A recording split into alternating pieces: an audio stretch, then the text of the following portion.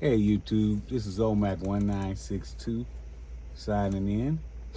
I'm loving all the hoopla around the 360 now.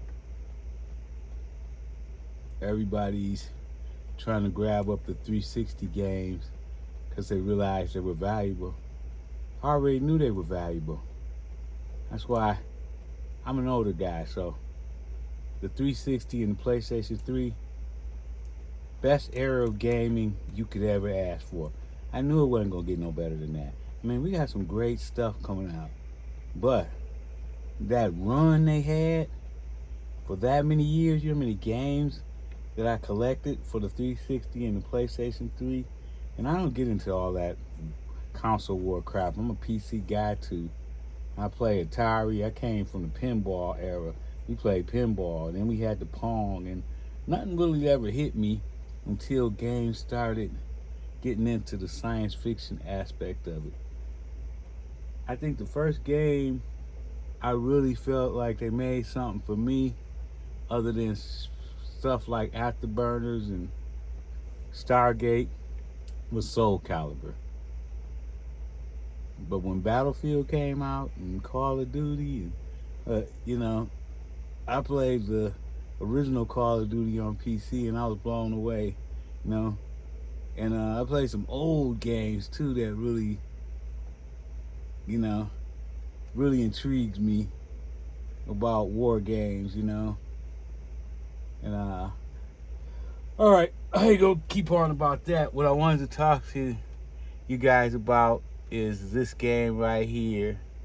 It's a Carrier Commander game, and I was in GameStop about 10 years ago, and I found it on the shelf for about $5. And I put it back, and I came back, it was in the bin for about $1 or something. And I bought it. I took a chance on it. When I looked at it, I knew it was something special, but it wasn't my first choice. But this game is going to be one of the rarest games for the 360. You can't find it right now. I've never seen. It's on Steam. You could buy it on Steam for $6, $6.59.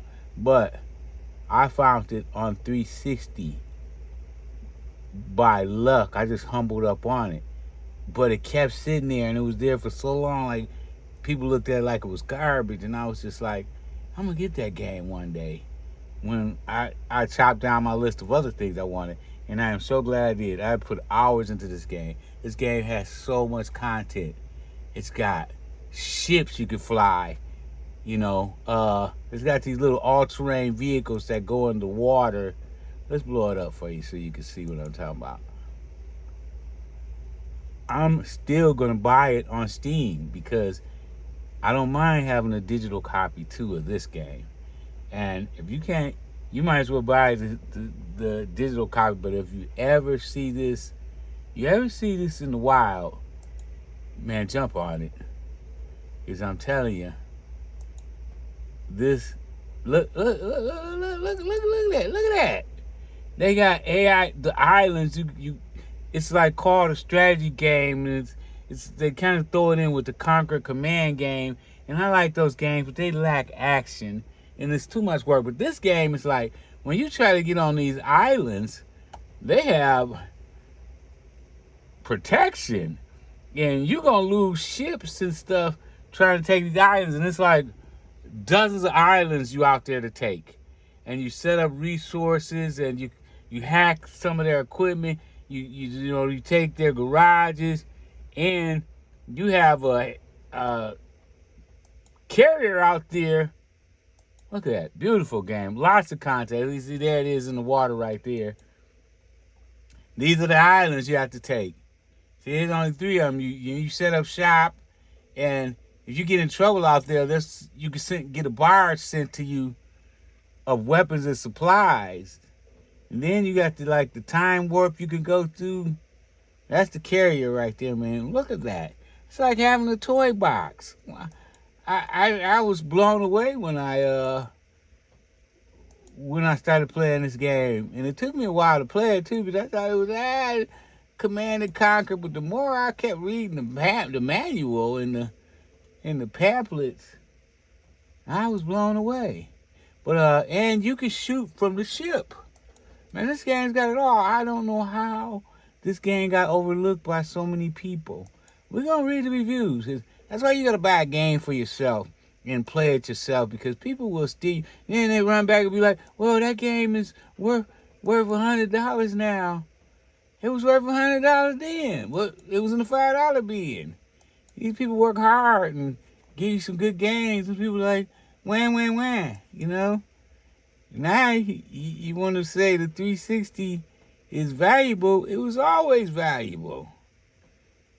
I mean, I got dozens and hundreds of games that I haven't even played because I was working, and I just kept buying them. And I said, when I retire, I got a whole universe to discover. But anyway, if you ever find this game, I'm telling you, this game is going to be on a hot list because nobody knows about it. Guarantee you, soon as somebody, like just me talking about it, it's gonna blow it up. Because I'm telling you, if you ever get this game, if you buy the digital anyway, because I don't buy the games just to say I got them. I'm playing them. I don't buy nothing I don't play. Like some games people say, oh, it's worth a lot of money.